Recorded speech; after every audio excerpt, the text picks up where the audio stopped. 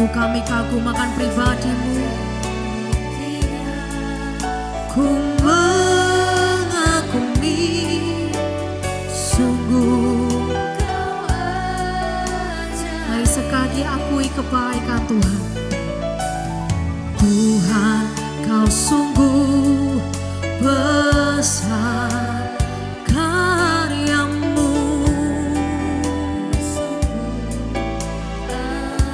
Tidak henti hati kami bersyukur, tiada hentinya ku mengagumi sungguh Kau ajaib. Ku mau selalu bersyukur kepadamu Tuhan. Anugerah-Mu mempesonaku. Selalu dan selalu Kau angkat hatiku. Kau membuatku berharga di mata-Mu. Ku mau bersyukur, bersyukur kepadamu Tuhan, buat anugerah-Mu, buat kebaikan-Mu yang tidak pernah habis dalam hidup kami. Selalu dan selalu Kau angkat hatiku. Kau membuatku berharga. Boleh sekali lagi nyatakan di hadapan Tuhan. Ku mau selalu bersyukur kepadamu Tuhan. Anugerah-Mu mempesonaku selalu Tuhan. Kau angkat hatiku. Kau membuatku berharga di mata-Mu. Shalom, puji Tuhan. Sebelum kita masuk ke dalam firman Tuhan, kita mau sama-sama bersatu di dalam doa. Ya Tuhan, terima kasih buat setiap kesempatan yang telah Kau berikan buat kami, para ladies. Ya Tuhan, kami boleh berkumpul di tempat ini di tengah segala kesibukan yang kami lakukan Tuhan sepanjang hari ini. Kami boleh menyiapkan waktu kami yang terbaik Tuhan untuk duduk diam di bawah kaki-Mu. Ya Tuhan, sebentar kami akan mendengarkan kebenaran firman-Mu. Kau bukakan hati kami Tuhan, mata rohani kami semuanya ya Tuhan. Kau berikan hikmat-Mu kepada kami semua, supaya kami bisa mengerti apa yang menjadi isi hati-Mu pada hari ini Tuhan. Kami juga berdoa untuk hamba-Mu yang terbatas ini Tuhan.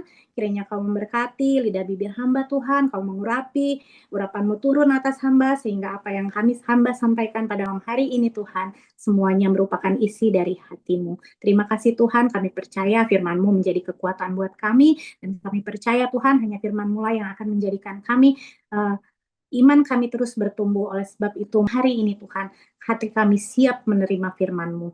Hanya di dalam nama Yesus kami berdoa mengucap syukur. Haleluya, amin.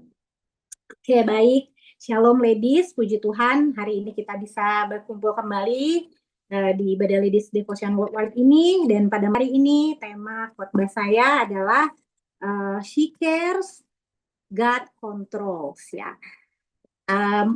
Intinya adalah melakukan bagian kita dan mengandalkan Tuhan. Jadi di dalam kehidupan nyata atau realita kita sebagai wanita, sebagai ladies ya, sebagai seorang wanita, baik seorang ibu ataupun mungkin seorang anak, atau mungkin seorang istri, seorang pekerja, atau mungkin sebagai wanita karir, sebagai businesswoman, atau mungkin sebagai ibu rumah tangga.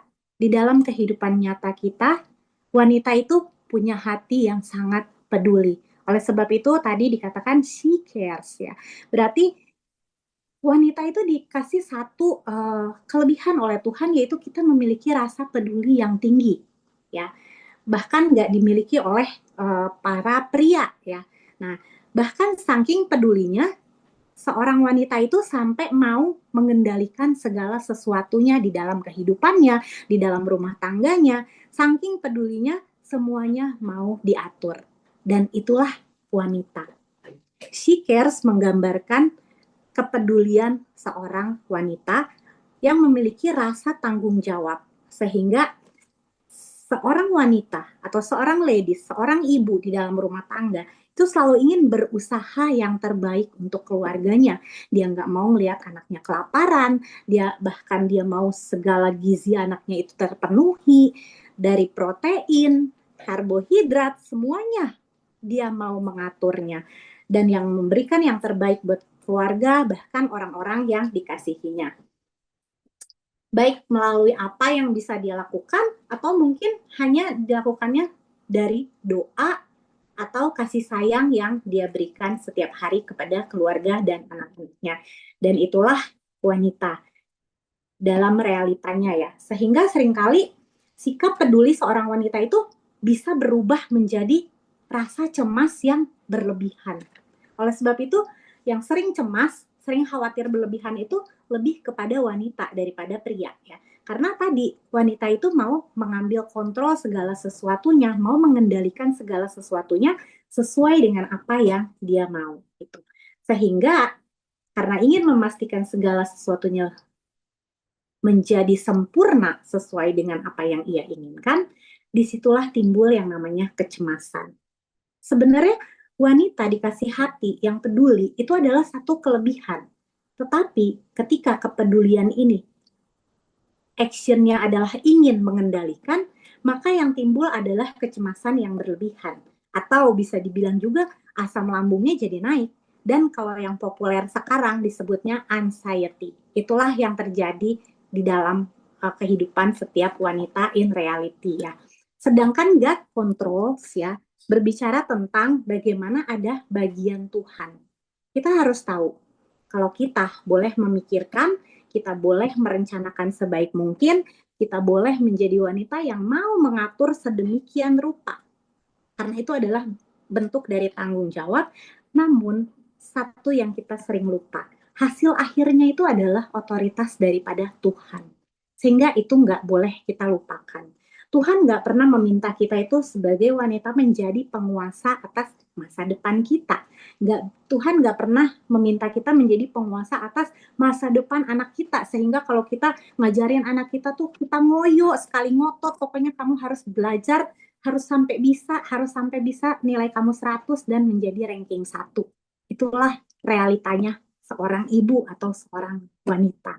Nah, jadi di situ kita lihat, kita harus tahu Tuhan itu nggak pernah meminta kita menjadi penguasa atas masa depan kehidupan kita semua. Tuhan tuh memberikan kita tugas adalah kita mengasihi dan berusaha yang terbaik. Dan kita nggak boleh lupa, kita harus menyerahkan seluruhnya itu balik lagi ke tangan Tuhan.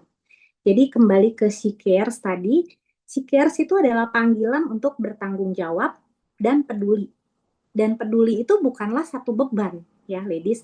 Tetapi peduli itu melainkan potensi yang Tuhan tuh taruh dan titipkan di dalam kehidupan, di dalam hati seorang wanita gitu.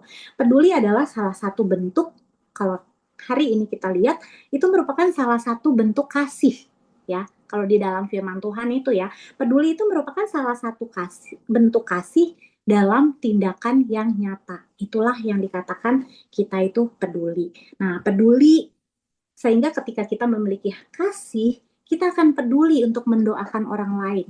Ketika kita memiliki hati kita dipenuhi oleh kasih, kita akan peduli saling menguatkan satu sama lain. Ketika kita peduli dan kita bisa menunjukkan rasa empati kita kepada orang-orang yang sedang mengalami kesusahan.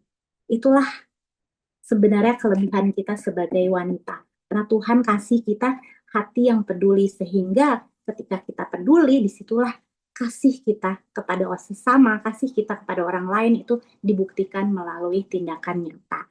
Nah, hari ini kita mau sama-sama belajar tentang ada 2 poin, yaitu yang pertama tentang kendala dan yang kedua adalah kendali. Kita mulai dulu dari yang namanya kendala.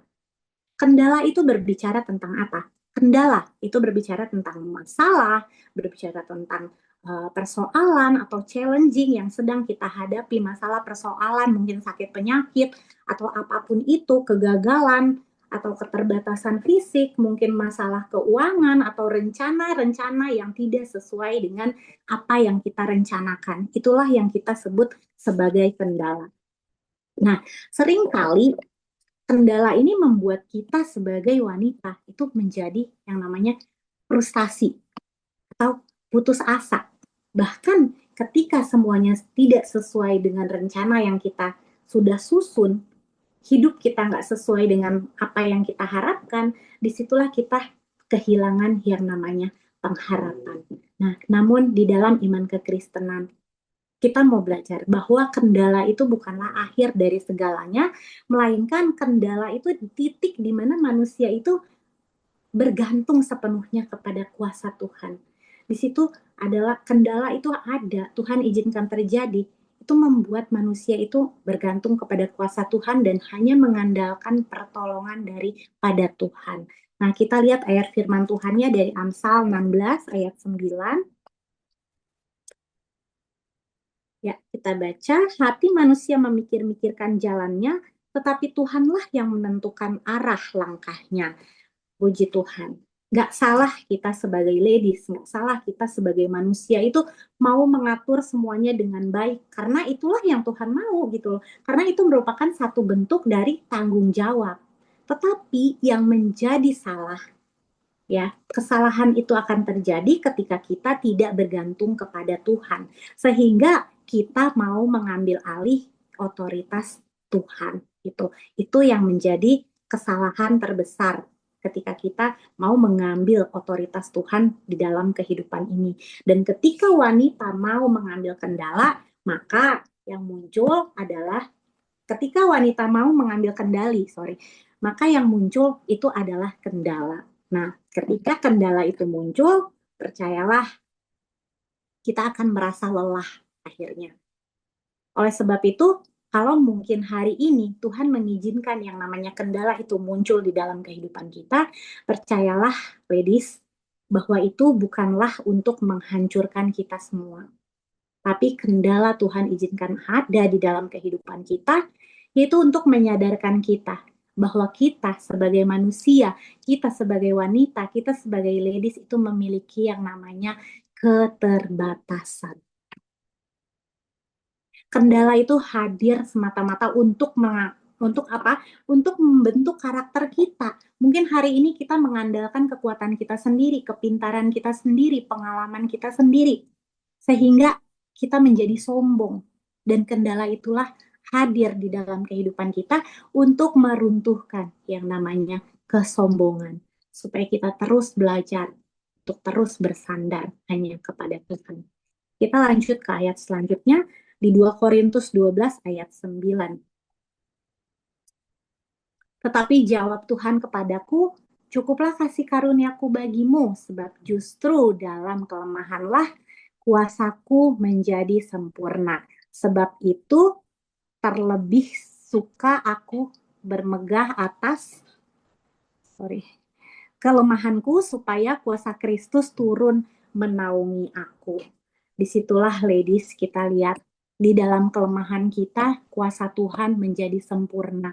Di dalam kendala yang kita hadapi di dalam kehidupan ini bukanlah semata-mata untuk melemahkan kita, bukanlah untuk menghancurkan kita, tetapi balik lagi Tuhan mau mengikis karakter yang buruk di dalam hidup kita. Tuhan mau mengikis, meruntuhkan segala kesombongan di dalam hidup ini, supaya kita terus belajar bersandar kepada Tuhan. Masuk ke poin yang kedua adalah kendali.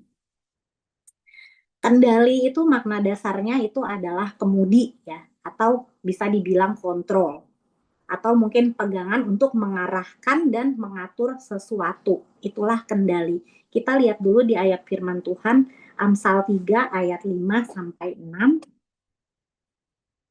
Percayalah kepada Tuhan dengan segenap hatimu, dan janganlah bersandar kepada pengertianmu sendiri.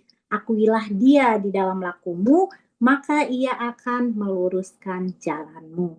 Puji Tuhan. Nah, ada ayat satu lagi di Yeremia 29 ayat 11. Kita langsung aja.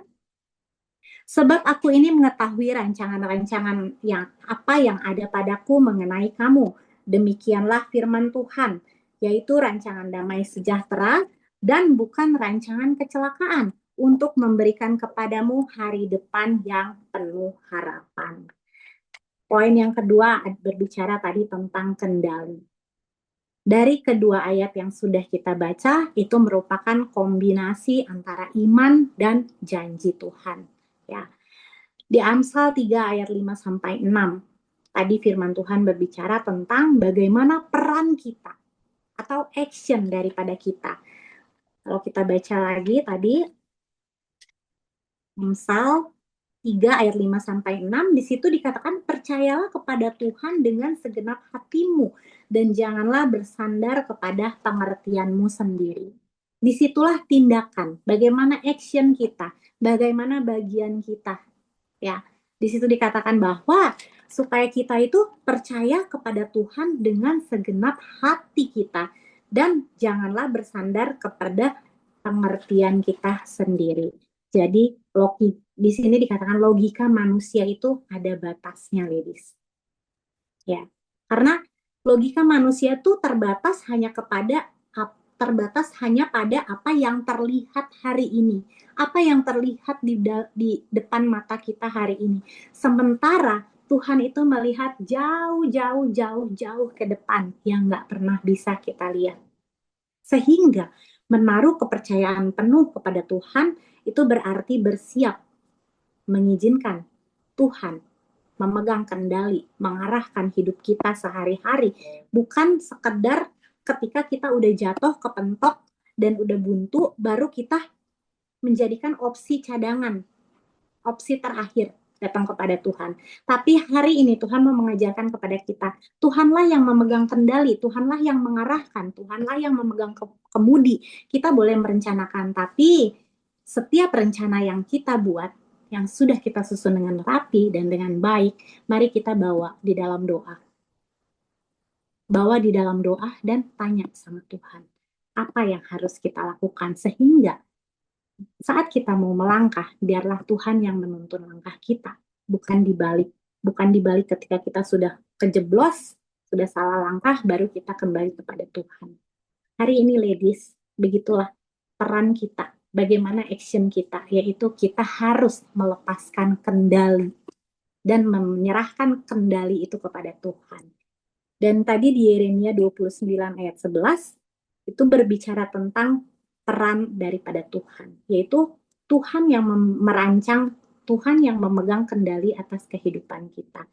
Ayat ini awalnya yang di Yeremia 29 ayat 11 ini itu ditulis bagi bangsa Israel ya, yang sedang ada di dalam pembuangan di Babel pada waktu itu. Nah, situasinya itu serasa nggak ada harapan, pokoknya nggak ada kepastian pada waktu itu. Bangsa Israel mengalami situasi yang penuh dengan ketidakpastian pada saat itu. Namun di tengah krisis, Tuhan menegaskan kembali bahwa kendalinya itu tidak pernah lepas. Tuhan tidak pernah membiarkan mereka lepas dari kendali Tuhan. Dan tujuan akhirnya itu selalu membawa kepada kebaikan serta masa depan yang penuh harapan. Jadi dari kedua ayat ini kita belajar bahwa di situ ada peran kita, bagaimana action kita, yaitu kita harus melepaskan kendali dan kita juga harus memegang yang namanya janji Allah, karena Allah akan terus memegang kendali atas kehidupan kita. Oke, selanjutnya kita juga mau belajar dari firman Tuhan, belajar dari kisah para murid di dalam Alkitab ya. Itu juga berbicara tentang bagaimana Tuhan itu terus memegang kendali di dalam kehidupan kita. Menyerahkan kendali kepada Tuhan itu bukan berarti kita itu pasrah ya, tanpa berbuat apa-apa. Kita harus tahu bedanya pasrah dan berserah. Kalau kita pasrah, kita tuh nggak melakukan apa-apa. Tetapi kalau ketika kita berserah, kita itu berusaha melakukan yang terbaik, tapi kita tetap menyerahkan hasil akhirnya itu kepada otoritas Tuhan. Berarti kita melakukan yang terbaik, apa yang menjadi bagian kita, dan hasilnya kita harus tetap tenang. Ya. Tenang dan percaya, meletakkan hasilnya semuanya itu di dalam tangan Tuhan. Nah, kita belajar satu kisah lagi dari kisah para murid di dalam Alkitab. yaitu dari Markus. Kita lihat di Markus 4 ayat 35 sampai 41. Ya, saya bacakan ayat firman Tuhannya. Pada hari itu, waktu hari sudah petang, Yesus berkata kepada mereka, "Marilah kita bertolak ke seberang." Mereka meninggalkan orang banyak itu, lalu bertolak dan membawa Yesus beserta dengan mereka dalam perahu, di mana Yesus telah duduk dan perahu-perahu lain juga menyertai dia. Ayat 37, lalu mengamuklah taufan yang sangat dahsyat dan ombak menyembur masuk ke dalam perahu, sehingga perahu itu mulai penuh dengan air. Selanjutnya ayat 38, pada waktu itu Yesus sedang tidur di buritan di sebuah tilam. Maka murid-muridnya membangunkan dia dan berkata kepada dia, "Guru, engkau tidak peduli kalau kita binasa?" Ia pun bangun, menghardik angin itu dan berkata kepada danau itu, "Diam, tenanglah." Lalu angin itu reda dan danau itu menjadi teduh sekali. Oke, luar biasa sekali firman Tuhannya ketika para murid menghadapi namanya kendala. Ya, waktu itu kendalanya apa? Kendalanya itu berupa badai yang sangat besar dan ombak yang sangat dahsyat saat mereka berada di dalam perahu. Kita ketahui sama-sama, maksudnya para murid itu memiliki pengalaman yang sudah cukup lama ya. Mereka itu sangat berpengalaman sekali, maksudnya di lautan gitu kan. Mereka itu adalah para nelayan yang memiliki pengalaman. Tetapi pada waktu itu perahu mereka mulai dipenuhi oleh air, dan kepintaran mereka, pengalaman mereka, pengetahuan mereka itu sebagai nelayan nggak sanggup untuk mengendalikan situasi tersebut. Sehingga yang mereka alami apa? Ketika kendala itu datang, mereka itu terlalu sombong karena mereka itu berpikir bahwa mereka itu sudah biasa ada di tengah laut gitu kan. Tetapi pada waktu itu mereka itu dengan kekuatan dan kepintaran mereka, bahkan pengalaman mereka, tidak bisa menaklukkan yang namanya badai yang terjadi pada malam itu gitu loh. Nah, jadi mereka tidak sanggup untuk mengendalikan situasi ini. Nah, di saat itulah Tuhan itu mau membuat murid-murid ini tuh bergantung kepada dia, bukan kepada kepintaran mereka, bukan kepada pengalaman mereka, bukan kepada kekuatan mereka, tetapi Tuhan mau menunjukkan bahwa Tuhan itu memiliki kuasa atas segalanya. Pada saat itu Yesus ada bersama-sama dengan mereka di dalam perahu. Ya. Tetapi apa yang mereka lakukan? Mereka itu tetap nggak percaya gitu loh. Mereka itu dipenuhi oleh rasa cemas yang berlebihan. Mungkin kalau hari ini mungkin dia udah asam lambung gitu kan pada waktu itu. Tetapi ya itu, karena apa? Kecemasan yang berlebihan itu timbul ketika mereka mau mengambil kendali atas kehidupan mereka, atas situasi yang terjadi pada waktu itu. Ketika mereka mau mengambil kendali, maka yang ada cemas yang berlebihan yang muncul. Nah, pada saat itu Yesus padahal ada bersama-sama dengan mereka. Tetapi dia nggak mau melepaskan kendalinya itu kepada otoritas Tuhan. Sehingga ketika mereka berseru kepada Tuhan meminta pertolongan, ya kan, disitulah Tuhan menghardik angin itu. Pada waktu itu Tuhan membentak angin dan danau itu seketika juga menjadi teduh, ladies. Nah, di situ kita lihat bahwa kekuatan kita sebagai manusia, pengalaman kita sebagai manusia, itu nggak bisa mengendalikan itu semua. Ketika kita mau mengambil alih kendali itu, yang ada kita akan menjadi cemas yang berlebihan, khawatir yang berlebihan, karena kita nggak percaya kalau Tuhan itu akan memberikan yang terbaik buat kita. Nah, dari kisah ini kita belajar bahwa bagaimana kendala itu bisa datang kapan aja. Kendala bisa datang di dalam kehidupan kita, badai hidup itu bisa datang tanpa permisi, tanpa prediksi gitu kan. Nah, bahkan ketika kita sudah mengatur segala sesuatunya sedemikian rupa, kita sudah berpengalaman, kita sudah mengatur sebaik mungkin, mungkin saja kendala itu bisa hadir, ya kan? Sama seperti yang dialami oleh murid-muridnya. Namun, respon hati kita saat kendala itu datang di dalam hidup kita, Ketika kita mengambil kendali yang salah, maka kita akan panik, maka kita akan cemas, maka kita akan khawatir. Karena apa? Kita mencoba mengandalkan kekuatan sendiri. Kita mencoba kepintaran kita sendiri. Mencoba dengan segala sesuatu pemikiran-pemikiran kita sendiri gitu loh. Ketika masalah kita datang, kita tuh terlalu sibuk gitu loh, memikirkan jalan keluar yang mau kita ambil, langkah apa yang akan kita ambil supaya masalah kita ini bisa cepat selesai. Padahal yang Tuhan mau, kita tuh duduk diam, tenang di bawah kaki Tuhan, menyerahkan segala sesuatunya itu ke dalam tangan Tuhan. Itu yang Tuhan mau. Sehingga ketika kita panik, mencoba mengandalkan kekuatan kita sendiri, Tuhan ngomong sama kita pun kita nggak bisa dengar. Tuhan kasih tahu apa, Tuhan kasih tahu jalannya pun kita nggak bisa dengar. Karena hidup kita tuh udah terlalu berisik gitu loh. Ngedengerin apapun dari luar sana, mungkin ke pemikiran kita sendiri, atau kita scroll-scroll di media sosial, cari jalan keluar, oh harusnya seperti ini, harusnya seperti itu. Kita sibuk cari jawaban dari orang lain, pendapat orang lain, pertolongan dari manusia gitu loh. Sedangkan Tuhan mau ngomong sama kita aja, kita sampai nggak bisa dengar gitu loh. Tuhan panggil kita aja, kita nggak bisa dengar panggilan Tuhan. Itulah, sehingga ketika kita memiliki kendali yang salah di dalam hidup ini, kita panik, kita mengandalkan kekuatan kita sendiri, ujung-ujungnya kita itu kelelahan. Ketika kita lelah, akhirnya kita menjadi tawar hati. Ketika kita lelah, akhirnya kita menjadi patah dan hilang pengharapan kepada Tuhan.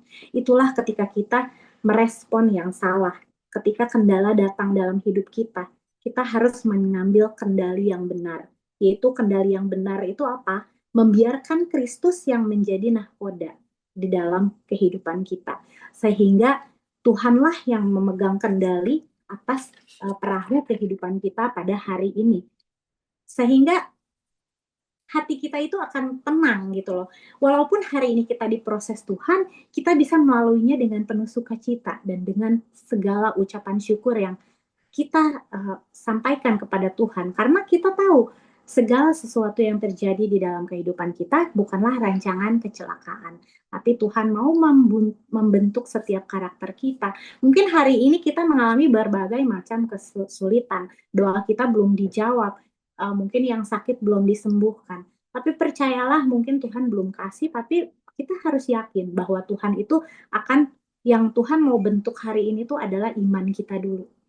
Yang Tuhan mau bentuk itu adalah karakter kita dulu. Sehingga ketika kita mendapatkan apa yang rencana Tuhan di dalam kehidupan ini, kita menjalaninya tuh dengan penuh sukacita dan rela hati untuk tunduk di dalam otoritas Tuhan. Mulai hari ini, ladies, fokus kita pada apa yang bisa kita lakukan. Ubah fokus kita itu kepada apa yang bisa kita kendalikan. Contohnya apa? Contohnya respon kita, sikap hati kita, respon kita terhadap masalah. Ya kan? Apa yang bisa kita lakukan dengan melalui setiap doa dan komunikasi kita bersama dengan Tuhan. Itulah yang bisa kita kendalikan. Dan yang pasti ketaatan kita kepada Tuhan. Itulah yang terus kita lakukan. Jangan sampai kita mengambil kendali yang salah. Lepaskan apa yang nggak bisa menjadi kendali kita. Yang nggak bisa kita kendalikan di dalam hidup ini. Contohnya apa? Masa depan kita. Masa depan anak-anak kita. Itu bukan ada di dalam kendali kita. Masa depan keluarga kita. Keputusan kita. Bahkan sikap orang lain. Mungkin hari ini niat kita baik mau nolong dia, nolong orang itu, tetapi kita nggak bisa tahu, nggak bisa mengendalikan respon dia. Kalau respon orang yang udah kita baikin, orang yang kita tolong malah jahatin kita, itu di luar kendali kita, ladies. Jadi jangan kita fokus sama apa yang nggak bisa kita kendalikan. Kalau mungkin kita hari ini udah baik sama si A, ternyata si A balesnya jahat sama kita nggak usah pikirin itu. Karena itu akan membuat kita menjadi anxiety. Tapi hari ini, balik lagi, kendalikan, itulah yang kita lakukan. Sikap hati kita, respon kita, semuanya itu yang bisa kita kendalikan. Mulai hari ini, ladies, kita fokus dalam membentuk karakter kita. Kita fokus bagaimana kita bisa menumbuhkan iman kita kepada Tuhan. Itu aja, supaya kita yakin apapun yang kita nggak bisa kendalikan, mari semuanya kita letakkan itu di dalam kendali Tuhan melalui setiap doa dan hubungan kita dengan Tuhan. Saya tutup dengan satu ayat firman Tuhan di 1 Petrus 5 ayat 7. Kita baca sama-sama. Serahkanlah segala kekhawatiranmu kepadanya, sebab Ia yang memelihara kamu. Hari ini, ladies, kita udah belajar mengenai kendala dan kendali. Bagaimana kita harus bisa melepaskan melepaskan kendali kita, menyerahkan kendali itu kepada Tuhan, sehingga hidup kita tidak dipenuhi oleh kecemasan, rasa takut yang berlebihan, atau yang menjadikan kita menjadi lelah dalam menjalani hidup ini. Hari ini mari kita sama-sama bisa berjalan bersama dengan Tuhan dengan penuh sukacita, damai sejahtera, dan ucapan syukur kita kepada Tuhan. Sekian firman Tuhan hari ini, mari kita sama-sama satukan hati, kita berdoa. Tuhan Yesus yang baik, terima kasih buat setiap kesempatan yang Kau berikan buat kami sampai hari ini Tuhan. Kami sudah mendengarkan kebenaran dari firman-Mu Tuhan. Biarlah apa yang kami pelajari pada hari ini, apa yang kami sudah dengar firman Tuhan yang sudah disampaikan semuanya ya Tuhan, kami percaya akan bekerja di dalam kehidupan kami semua, menjadi penuntun di dalam kehidupan kami Tuhan. Kami percaya firman-Mu selalu menuntun kami, bukan hanya sebagai pengetahuan bagi kami, tapi biarlah itu sebagai pedoman hidup kami Tuhan, supaya kami tidak salah melangkah dan kami bisa Tuhan menjadi wanita-wanita yang terus Tuhan menyerahkan kendali kehidupan kami hanya ke dalam tangan-Mu. Biarlah kami menjadi wanita-wanita yang terus Tuhan berdampak di dalam kehidupan kami semua Tuhan. Baik itu di dalam keluarga, baik itu di dalam pekerjaan, atau dimanapun kami ditempatkan Tuhan. Kami boleh menjadi berkat buat banyak orang. Terima kasih Tuhan, kami berdoa untuk ladies yang hari ini mungkin belum bisa mendengarkan firman-Mu, belum bisa hadir. Kiranya Kau juga memberikan mereka kekuatan Tuhan dalam melalui hari-hari mereka bersama-sama dengan Engkau. Mari Tuhan, mari ladies, kita dekatkan kedua tangan kita di dada. Jemaat yang dikasih Tuhan, jadilah berkat dan terimalah berkat, rahmat anugerah dari Allah Bapa di sorga, dalam Putra Tunggal Yesus Kristus, dan di dalam persekutuan dengan Roh-Nya yang kudus, serta menjadi saksi Kristus, mulai hari ini sampai selama-lamanya. Mari kita tutup dengan doa yang diajarkan oleh Tuhan Yesus kepada kita. Bapa kami yang di sorga, dikuduskanlah nama-Mu, datanglah kerajaan-Mu, jadilah kehendak-Mu di bumi seperti di sorga. Berikanlah kami pada hari ini makanan kami yang secukupnya, dan ampunilah kami akan kesalahan kami, seperti kami juga mengampuni orang yang bersalah kepada kami. Dan janganlah biarkan kami ke dalam pencobaan, tetapi lepaskanlah kami daripada yang jahat, karena Engkaulah yang empunya kerajaan dan kuasa dan kemuliaan sampai selama-lamanya. Amin.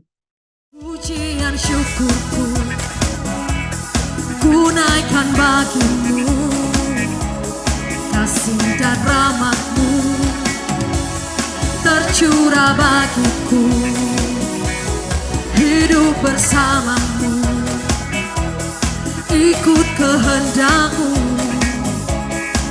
ku berjalan tinggalkan masa lalu, bersyukur karena Tuhan baik.